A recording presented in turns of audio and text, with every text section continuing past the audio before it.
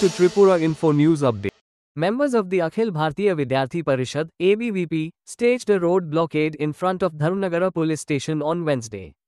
The protest was held to demand the immediate arrest of those responsible for Tuesday's violent clash.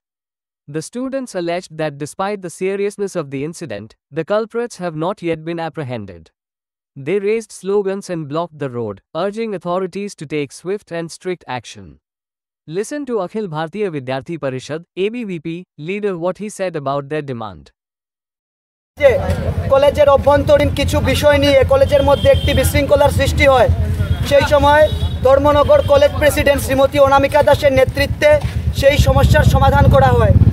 কিন্তু দেখা যায় পরবর্তী সময় যে ছেলেটাকে প্রেসিডেন্ট সমস্যার সমাধান করে দেয় সে বাইরে থেকে বহিরাগত কিছু ছেলেদেরকে নিয়ে কলেজ কাউন্সিলের যারা বিদ্যার্থী আছে, কলেজের যারা সাধারণ ছাত্রছাত্রীরা আছে তাদেরকে নানাভাবে আক্রমণ করে এবং তাদের বোনদেরকে শরীরের নানান জায়গায় প্রশ্ন করে। পরবর্তী সময় তাদেরকে হুঁশিয়ারি দেওয়া হয়, তোমাদেরকে বাড়িতে যাতায়াতের পথে তোমাকে আক্রমণ করা হবে।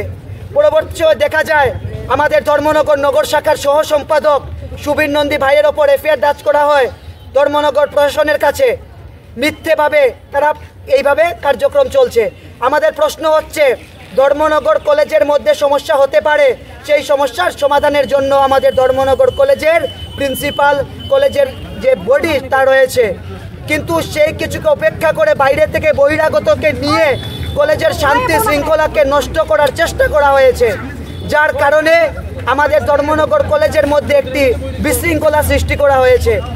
যারা ধর্মনগর কলেজে গিয়ে এই ধরনের আচরণ করেছে তাদেরকে যদি গ্রেপ্তার করা না হয় আমাদের এই আন্দোলন অটুট থাকবে।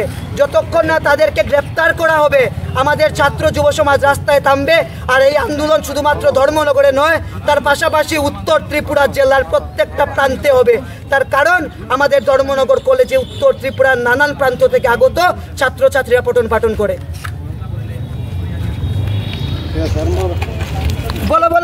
Subscribe to Tripura Info and press the bell icon so that you never miss any latest updates and news on Tripura.